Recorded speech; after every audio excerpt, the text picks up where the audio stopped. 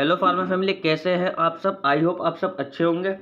तो important question की series में आज हम लेकर आए हैं यूनिट 2 का नेक्स्ट और सबसे लास्ट क्वेश्चन, जो हमारा काफ़ी इंपॉर्टेंट क्वेश्चन भी है, जिसका नाम है हमारा रेनाल सिस्टम। तो देखो, इससे पहले हमने जो टॉपिक कवर करा था वो करा था हमने अस्थमा, जो कि हमारा रेस्पिरेटरी सिस्टम का टॉपिक था, और ये भी काफ़ी इंपॉर्टेंट टॉपिक था। तो आप लोग जानते हैं कि हम एक इंपॉर्टेंट क्वेश्चन की सीरीज चला रहे हैं, क्योंकि सिलेबस कवर कराने का टाइम नहीं है, और सिलेबस कवर कराने के चक्कर में रहेंगे तो कुछ हासिल नहीं हो पाएगा। तो आप इंपॉर्टेंट क्वेश्चन को अच्छे से पढ़ें। आई होप आप बहुत अच्छे मार्क्स गेन कर सकते हैं और अच्छी परसेंटेज को अचीव कर सकते हैं। तो आज बात करेंगे अब रेनाल सिस्टम के बारे में। तो देखो, रेनाल सिस्टम का क्वेश्चन या तो हमसे सेपरेट पूछ लिया जाता है या कंबाइन पूछ लिया जाता है। तो देखो, सेपरेट में कैसे पूछा जाता है, ये पूछ लेता है या तो एक्यूट रेनाल फेलियर के बारे में, या फिर क्रोनिक रेनाल फेलियर के बारे में अलग से पूछ लेता है, या फिर कंबाइन 10 नंबर में हमसे पूछ लेता है एक्यूट और क्रोनिक रेनाल फेलियर के बारे में। तो चलिए देर न करते हुए टॉपिक को स्टार्ट करते हैं, जानते हैं कि रेनाल फेलियर होता क्या है और रेनाल सिस्टम होता क्या है। तो चलिए डिस्कस करते हैं कि रेनाल सिस्टम होता क्या है। तो देखो, अगर आपको सामान्य भाषा में बताऊं तो रेनाल सिस्टम वो होता है जो हमारी बॉडी से यूरिन का सिक्रेशन करता है, और या फिर हमारे किसी फ्लूइड को बैलेंस करने का काम जो करता है वो करता है हमारा रेनाल सिस्टम। रेनाल्स मीन्स होता है हमारा किडनी। तो आप ये देख रहे होंगे जैसे किडनी की स्ट्रक्चर है हमारी, तो रेनाल मीन्स होता है किडनी, ठीक है। रेनाल सिस्टम क्या होता है? रेनाल सिस्टम वो होता है जो हमारी बॉडी से रिमूव करता है किसको? वेस्ट मटेरियल को, जैसे कि हमारा यूरिन हो गया, या फिर हमारा कोई एसिड हो गए, बेस हो गए, ठीक है, उनको जो निकालने का काम करता है, सिक्रीशन का काम करता है, वो करता है हमारा रेनाल सिस्टम। तो चलिए डिस्कस करते हैं इसको। Renal system is also known as urinary system और यूरिनरी ट्रैक्ट। तो देखो, रेनाल सिस्टम क्या होता है? रेनाल सिस्टम को हम यूरिनरी ट्रैक या यूरिनरी सिस्टम के नाम से भी जानते हैं। क्योंकि यूरिनरी सिस्टम के नाम से क्यों जानते हैं? क्योंकि इससे हमारे यूरिन का सिक्रेशन होता है, एलिमिनेशन होता है यूरिन का। It helps remove waste material from human body in the form of urine. तो देखो, रेनाल सिस्टम हमारा क्या काम करता है, मैंने आपको बताया था। ये जो हमारा है वेस्ट मटेरियल को निकालता है ह्यूमन बॉडी से। ह्यूमन बॉडी से वेस्ट मटेरियल को निकालता है किसकी फॉर्म में? यूरिन की फॉर्म में। यूरिन आप जानते होंगे कि यूरिन क्या होता है, तो ये यूरिन की फॉर्म में निकालता है हमारे वेस्ट मटेरियल को बॉडी से। It helps regulate body blood volume and pressure and control the level of chemical and salt in body cell and blood. तो देखो, इसका क्या काम होता है? ये रेगुलेट करने का काम करता है हमारे बॉडी के ब्लड वॉल्यूम को, ब्लड प्रेशर को। और क्या कंट्रोल करता है? कंट्रोल करता है हमारा लेवल ऑफ केमिकल के लेवल को, और हमारे जो सॉल्ट वगैरह होते हैं, जैसे हमारे NaCl वगैरह हो गए, जो हमारे जिसे हम बोलते हैं इलेक्ट्रोलाइट वगैरह होते हैं, उनको ये क्या करता है? ये कंट्रोल करने का, मेंटेन रखने का काम करता है हमारी सेल के अंदर और बॉडी के अंदर। तो आई होप आप रेनाल सिस्टम को अच्छे से समझ गए होंगे। रेनाल सिस्टम हमसे 2 नंबर में पूछ लिया जाता है, इसलिए मैंने आपको रेनाल सिस्टम को बता दिया है कि रेनाल सिस्टम होता क्या है। अब हम आगे डिस्कस करेंगे अपने रेनाल फेलियर के बारे में कि रेनाल फेलियर होता क्या है। तो चलिए इसको आगे स्टार्ट करते हैं। तो देखो, अब जो हमारा टॉपिक आता है वो आता है acute and chronic renal failure. तो सबसे पहले हम ये जानेंगे कि रेनाल फेलियर क्या होता है, उसके बाद हम जानेंगे एक्यूट और क्रोनिक रेनाल फेलियर क्या होता है। तो चलिए बात करते हैं कि सबसे पहले रेनाल फेलियर होता क्या है। तो देखो, रेनाल फेलियर क्या होता है? रेनाल फेलियर क्या होता है? देखो, जैसे मान लीजिए हमारी किडनी है और ये वर्क करना स्टॉप कर दे, एलिमिनेशन करना स्टॉप कर दे हमारे यूरिन का, जो हमारे यूरिन के थ्रू वेस्ट मटेरियल निकलते हैं उनका ये एलिमिनेशन करना स्टॉप कर दे, अपना वर्क करना बंद कर दे, तो उसको बोलते हैं हम रेनाल फेलियर। तो रेनाल मीन्स होता है हमारा किडनी। तो आप समझ गए होंगे कि किडनी फेलियर को ही हम रेनाल फेलियर बोलते हैं। और जब ये कंडीशन कब होती है? जब हमारा रेनाल जो वेस्ट मटेरियल को निकालना बंद कर दे, यूरिन को सिक्रेशन या एलिमिनेशन करना बंद कर दे, उस कंडीशन को बोलते हैं हम रेनाल फेलियर। तो आई होप आप इसको समझ गए होंगे। तो चलिए इसको थ्योरी में देख लेते हैं। तो देखिए, रेनाल फेलियर क्या होता है? रेनाल फेलियर होता है एक condition in which the kidneys stop working and are not able to remove waste and extra water from the body blood or keep body chemical in balance। तो देखो क्या होता है, ये एक हमारी कंडीशन होती है जिसमें हमारी किडनी क्या कर देती है? अपना वर्क करना स्टॉप कर देती है, और रिमूव को जो है हमारे जैसे यूरिन वगैरह हो गया उसको निकालने में अनेबल हो जाती है, एलिमिनेशन करने में उसका अनेबल हो जाती है। और हमारा जो एक्स्ट्रा वाटर होता है जो यूरिन के थ्रू निकलता है, उसका भी एलिमिनेशन करने में ये अनेबल हो जाती है। जब ये हमारा इसका एक्स्ट्रा वाटर हमारी बॉडी से बाहर नहीं आएगा तो क्या होगा? हमारी बॉडी में जो केमिकल वगैरह होते हैं वो हमारे बैलेंस नहीं रह पाएंगे। जब हमारी बॉडी से निकलेंगे नहीं तो वो बैलेंस नहीं रह पाएंगे, वो हमारी बॉडी में ही जमा हो जाएंगे। तो रेनाल फेलियर एक कंडीशन होती है जिसमें किडनी अपना वर्क करना बंद कर देती है। बस आप इतना याद रखिए। तो आई होप आप रेनाल फेलियर को समझ गए होंगे। अब बात करेंगे एक्यूट और क्रोनिक रेनाल फेलियर के बारे में। तो सबसे पहले हम बात करेंगे अपने एक्यूट रेनाल फेलियर के बारे में। तो एक्यूट रेनल फेलियर क्या होता है, सबसे पहले मैं आपको बता दूं। तो देखो, जो हमारी किडनी होती है, ये मैंने आपको जैसे किडनी की स्ट्रक्चर दिख रही होगी, ये किडनी जब वर्क करना अपना बंद कर देती है, अचानक से हमारा ये अपना वर्क करना बंद कर देती है। और ये कंडीशन जो होती है हमारी, वो बहुत कम टाइम के लिए होती है, या तो कुछ हमारे फ्यू हावर्स के लिए होगी, या तो हमारे कुछ घंटों के लिए होगी वो, या फिर कुछ दिनों के लिए होगी। ये हमारी जो किडनी है अपना वर्क करना बंद कर देगी अचानक से, या कुछ घंटों के लिए या कुछ दिनों के लिए। तो इस कंडीशन को हम बोलते हैं अपना एक्यूट किडनी फेलियर। ठीक है, तो चलिए इसको डिस्कस करते हैं। तो देखो होता क्या है, acute renal failure also known as acute kidney injury. तो देखो, एक्यूट रेनल फेलियर को हम एक्यूट किडनी इंजरी के नाम से भी जानते हैं। तो ये होता क्या है, देखो, it is a sudden episode of kidney failure और kidney damage that happen within a few hours and few days. तो देखो, मैंने अभी आपको बताया था कि ये कब होता है, ये हमारा अचानक से होने वाला किडनी का एक एपिसोड है, एक घटना है, हमारे एक इवेंट है किडनी का, अचानक से होता है। और कितने दिन के लिए होता है, या तो ये फ्यू हॉवर्स के लिए होगा या फिर फ्यू डेज के लिए होगा, या तो हमारे कुछ टाइम के या मिनटों या घंटों के लिए होगा, या फिर हमारे कुछ दिनों के लिए होगा। ठीक है, acute kidney failure is most common in people who are already hospitalised. तो देखो क्या होता है, एक्यूट किडनी फेलियर उन लोगों में ज़्यादा देखने को मिलता है जो हमारे पहले से ही हॉस्पिटलाइज्ड होते हैं, जो हमारे हॉस्पिटल में पहले से ही भर्ती होते हैं, उन लोगों में ये समस्या ज़्यादा देखने को मिलती है। तो एक्यूट किडनी फेलियर क्या होता है, हमारा मोस्ट कॉमन उन लोगों में देखने को मिलता है जो हमारे पहले से ही ऑलरेडी हॉस्पिटल में भर्ती होते हैं, ऑलरेडी हॉस्पिटलाइज्ड होते हैं। This condition is usually reversible with treatment, but if not treated, it may proceed to end-stage renal disease and death. तो देखो, ये कंडीशन क्या होती है, हमारी रिवर्सिबल प्रोसेस होती है। हम इसको जो है ठीक कर सकते हैं अपने ट्रीटमेंट के साथ। अगर हम इसको ट्रीटमेंट नहीं देते हैं तो क्या होता है, ये हमारे एंड स्टेज पर जा सकती है, और उसके बाद क्या हो सकता है, हमारे किडनी जो है डैमेज हो सकती है, किडनी की डेथ हो सकती है। अगर हम एक्यूट रेनल फेलियर को अपना ट्रीटमेंट दे दें तो ये अपनी पुरानी अवस्था में वापस आ सकती है, पुरानी पोजीशन में वापस आ सकती है। अगर हम इसको ट्रीटमेंट नहीं देंगे तो ये अपनी प्रोसेस, ये आगे प्रोसेस करेगी और क्या होगा, एंड स्टेज में पहुंच जाएगी, जिसके बाद हमारी किडनी डेथ हो सकती है, या फिर हमारी किडनी की डैमेज हो सकती है। तो आई होप आप इसको अच्छे से समझ गए होंगे। अब बात करेंगे इसकी क्लासिफिकेशन की, कि एक्यूट रेनल फेलियर को हमारे कितने पार्ट में क्लासिफाइड किया गया है। तो चलिए बात करते हैं। बात करेंगे एक्यूट रेनल फेलियर की क्लासिफिकेशन की, तो उसमें अगर हम बात करें तो एक्यूट रेनल फेलियर, जिसको हम ARF भी बोल सकते हैं शॉर्ट फॉर्म में, can be divided into 3 mainly types. तो देखो, एक्यूट रेनल फेलियर को हम मेनली 3 टाइप्स में डिवाइड कर सकते हैं। और नंबर 1 की बात करें तो prerenal causes of acute renal failure. Number 2 की बात करें तो रेनल, जिसको हम बोलते हैं intrinsic cause of acute renal failure.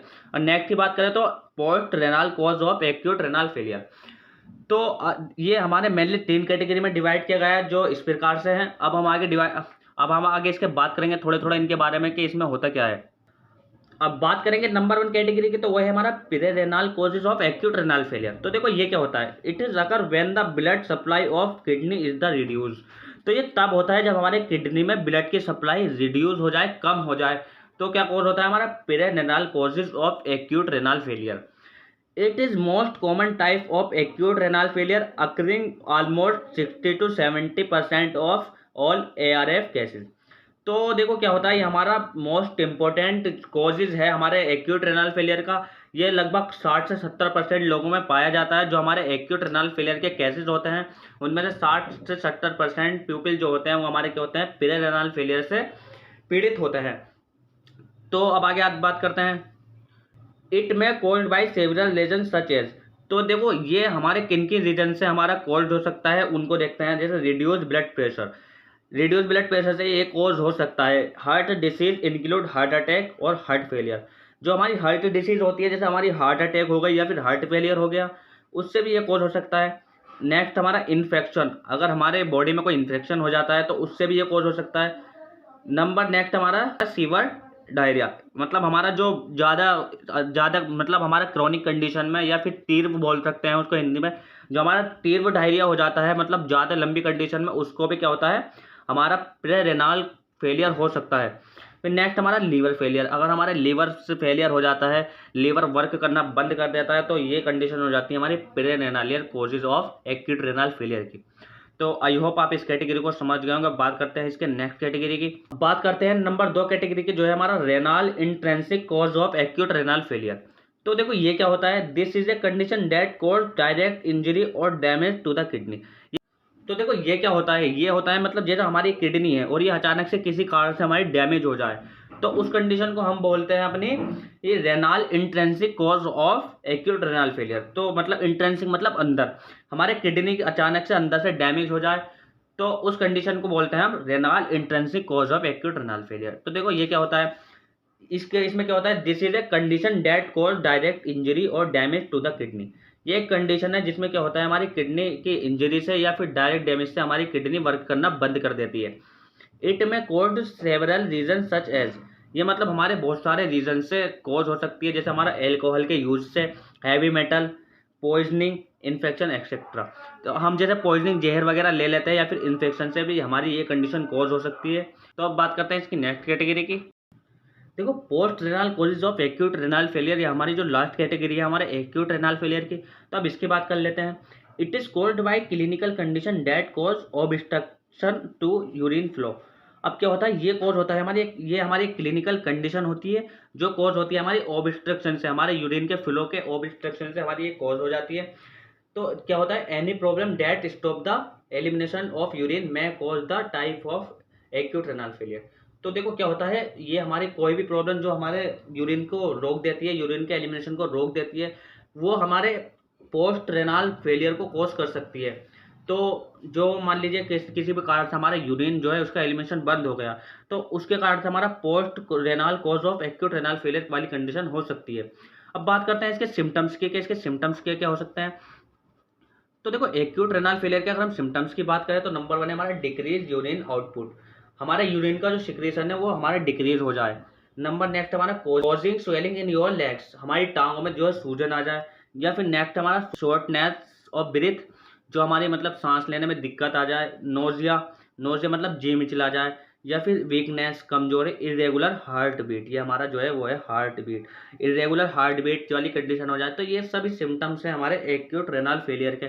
तो देखो एक्यूट रेनाल फेलियर हमसे अलग में भी पूछ लिया जाता है, इसलिए मैंने आपको थोड़ा इसे लॉन्ग करके पढ़ाया है। आपसे 7 नंबर में अलग से पूछ सकता है, या 10 नंबर में हमके कंबाइन होकर पूछ सकता है। अब बात करते हैं इसके रिस्क फैक्टर की, कि इसके रिस्क फैक्टर होते क्या है। तो रिस्क फैक्टर क्या होता है, रिस्क फैक्टर देखो जैसे मान लीजिए कोई हमें पहले से ही कोई डिसीज है और उस डिसीज की वजह से हमें हमारी नई डिसीज बनने का खतरा रहा है, तो उसको बोलते हैं हम रिस्क फैक्टर। तो देखो इसके रिस्क फैक्टर क्या हो सकता है, इसके डायबिटीज की कंडीशन में हमारे रेनाल फेलियर की कंडीशन हो सकती है। नंबर नेक्स्ट हमारा हाई ब्लड प्रेशर, उसके बाद है हमारा हार्ट फेलियर, नेक्स्ट हमारा किडनी डिसीज और नेक्स्ट है हमारा लिवर डिसीज। तो ये हमारे रिस्क फैक्टर होते हैं कुछ जो हमारे कॉज कर सकते हैं एक्यूट रेनाल फेलियर को। तो एक्यूट रेनाल फेलियर में बस हमें इतना ही पढ़ना था। अब बात करेंगे हम क्रोनिक रेनाल फेलियर के बारे में। बात करेंगे क्रोनिक रेनाल फेलियर को, जिसको हम बोलते हैं CRF बोल सकते हैं शॉर्ट फॉर्म में, क्रोनिक रेनाल फेलियर। ठीक है, तो देखो हमने एक्यूट रेनाल फेलियर को कंप्लीटली पढ़ लिया। अब बात करेंगे हम क्रोनिक रेनाल फेलियर की। तो देखो क्रोनिक रेनाल फेलियर होता क्या, पहले इसको समझते हैं। क्रोनिक रेनाल फेलियर क्या होता है, क्रोनिक रेनाल फेलियर वो होता है, मान लो हमारी किडनी लंबे समय के लिए वो अपना वर्क करना बंद कर दें। और ये जो क्रोनिक रेनाल फेलियर होता है ये हमारा होता है या तो कुछ मंथ के लिए होगा या कुछ ईयर के लिए होगा। और नंबर 3 पॉइंट की बात करूँ तो ये हमारा जो होता है क्रोनिक रेनाल फेलियर, ये स्लोली डेवलप्ड होता है। और जो हमारा एक्यूट रेनाल फेलियर था वो अचानक से एक सडन कंडीशन होती है, जबकि हमारी क्या होती है, स्लोली डेवलप कंडीशन होती है, बहुत आराम से ये डेवलप होता है, तब जाके के हमारा कोज होता है क्रोनिक रेनाल फेलियर। तो इसके कुछ महत्वपूर्ण पॉइंट मैंने आपको बता दिए, तो चलिए इसको डिस्कस करते हैं। तो chronic kidney disease also known as chronic renal failure. तो देखो क्रोनिक किडनी डिसीज होती है उसको ही बोलते हैं हम chronic renal failure. It is a progressive loss of kidney function over a period of month और ईयर। तो मैंने अभी आपको बताया था कि ये क्या होता है, हमारा लंबे समय तक अपना किडनी वर्क करना बंद कर देती है, या तो हमारे कुछ मंथ तक करेगी या कुछ ईयर तक करेगी।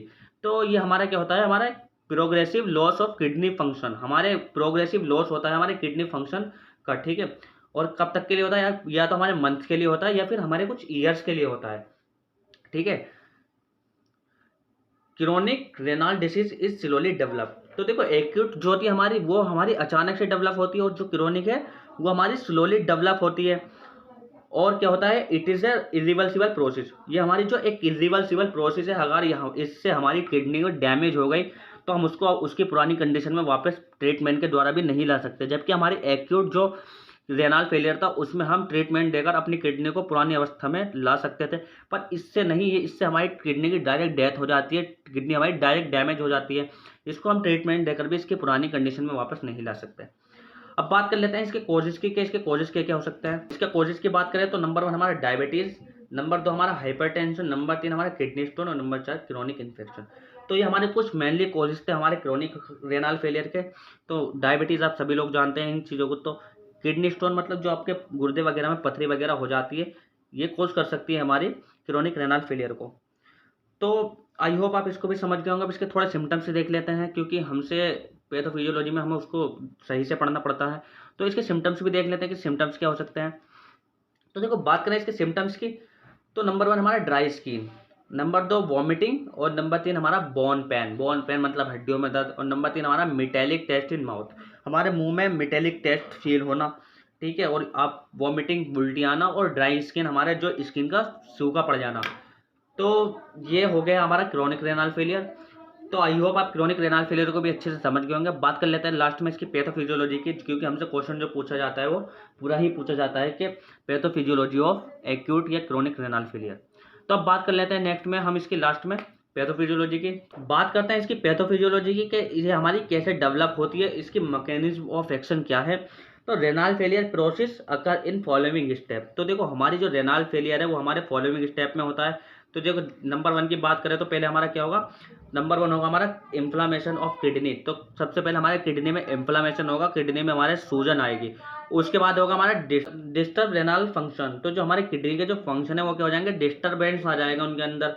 फिर हमारा क्या होगा, मेटाबॉलिक वेस्ट एक्यूमुलेशन। जो हमारा एक्यूमुलेशन हो जाएगा, जो हमारा वेस्ट मटेरियल है, जैसे यूरिन वगैरह का सिक्रेशन नहीं हो पाएगा, जिससे हमारा एक्यूमुलेशन हो जाएगा, वो हमारे किडनी के अंदर उसका एक्यूमुलेशन हो जाएगा, जमा हो जाएंगे वो हमारी किडनी के अंदर। फिर उसके बाद होगा हमारा डायलाइसिस। डायलाइसिस के बाद क्या होगा, क्लियर द मेटाबॉलिक वेस्टेज। उसके बाद हमारा होगा, हमारे जो मेटाबॉलिक वेस्टेज मटेरियल थे जो किडनी में जमा हो गए थे वो क्लियर होना स्टार्ट हो जाएंगे। नेक्स्ट हमारा क्या होगा, slowly renal function according to health and age. जो हमारे रेनाल के फंक्शन थे वो हमारे क्या हो जाएंगे, स्लोली हो जाएंगे, हल्के हो जाएंगे। किडनी हमारा स्लोली काम करना बंद कर देगी हमारी हेल्थ के अकॉर्डिंग और हमारी एज के अकॉर्डिंग। तो ये थी हमारी पैथोफिजियोलॉजी ऑफ रेनाल फेलियर या एक्यूट और क्रोनिक रेनाल फेलियर। तो आई होप आप इस लेक्चर को अच्छे से समझ गए होंगे। आप बिल्कुल भी टेंशन ना लें, ऐसे ही रोज़ आपको इंपॉर्टेंट क्वेश्चन की सीरीज मिलेगी, आप अपनी तैयारी करते रहें। तो आज के लिए बस इतना ही, मिलते हैं नेक्स्ट लेक्चर में। तब तक के लिए बाय बाय, टेक केयर।